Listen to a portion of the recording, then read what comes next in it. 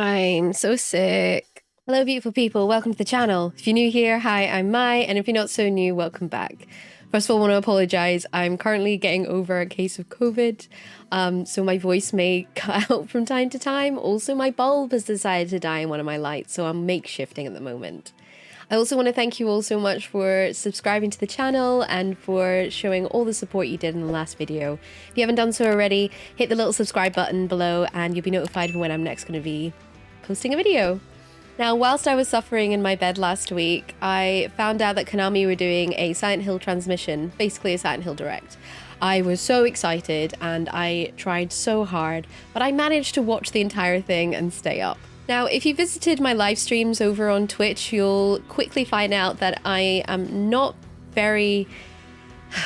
How do I say this? I'm scared of horror games. You'd also be very surprised to find out that I used to absolutely love them, and my favorite horror game is Silent Hill. During the Silent Hill transmission, us Silent Hill fans were spoiled with what was to come. We're getting not one, not two, but 4 games, including a remake of Silent Hill 2, a live streaming come video game called Silent Hill Ascension, Silent Hill Townfall, and something that I am personally excited for, and that's Silent Hill F. I should probably go to the very beginning on how my history with Silent Hill has come to be. Basically, back in the 1990s as a child, my parents were very fortunate and got us a PlayStation. My dad enjoys video games, still does, and during that time he would get the monthly PlayStation magazines. Now, it was during the August issue in 1999 that really caught my eye. On the cover was a set of eyes, and they were talking about the video game Silent Hill. I remember flicking through the magazine, and the article still is burned into my memory. I remember seeing a monster, which now, after playing the games, I find out is the game's version of God.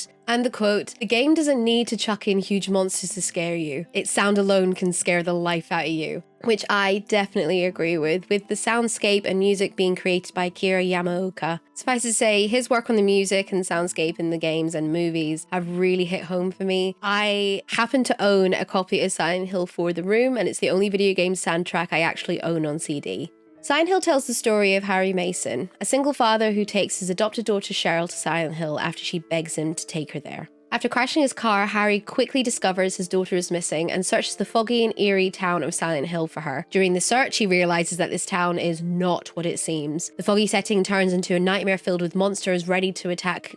Without spoiling the game too much, across the entire series more or less, a cult called the Order is always present. Now, I think it's safe to say that my parents were not ready for their 10-year-old to start playing a horror game. Maybe watch it, but definitely not play it. It wasn't until a couple of years later where the family got a PS2 and I decided to get myself a copy of Silent Hill 2. Don't ask me how I got it, but I somehow managed to. It's easy to say that I was transfixed. I was finally able to play this series that I'd been dying to play for so long. And I believe that with Silent Hill 2, it's really what cemented my love for the franchise.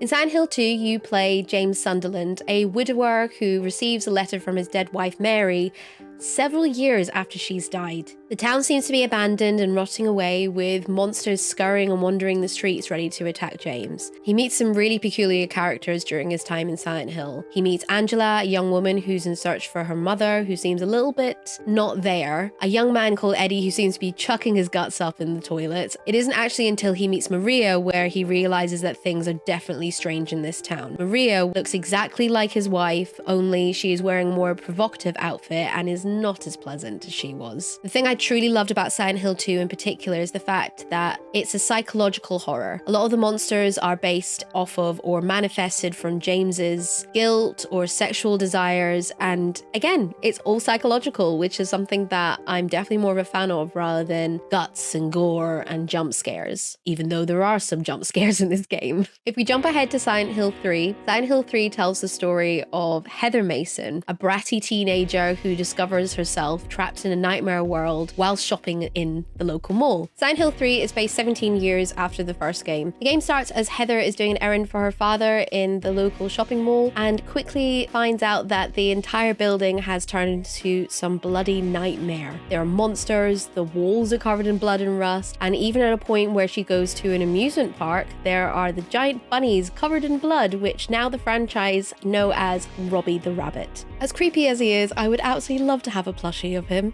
Again, trying not to spoil the game too much, but the Order are back again, and this time round they've decided that she is going to be the bringer of God. Again, I can't give a full spec on the game as I haven't completed it quite yet, but I do plan on doing it before Silent Hill F comes out. Silent Hill 4 though is something that I've recently restarted. I never had it myself. My friend had it. Basically, I went over to his house and he had Silent Hill 4 for the original Xbox, and I loved it. I really enjoyed it. It was still very scary. I didn't get very far. I got to the point where there are ghosts in the subway, and then I just had to switch it off. I also couldn't keep going over to his house to play it. With Silent Hill 4 The Room, it took a little bit of a change of direction, but still kept to its roots with the Silent Hill franchise. You play as Henry Townsend, who is an occupant of apartment 302 in the South Ashfield apartments. You wake up and discover that you've been locked inside your room and you can't leave. There are notes on the walls, there are hauntings during your time in the apartment, and you have no contact with the outside world, no matter how hard you try. You then discover in your bathroom that there is a very large hole that wasn't there before. And of course,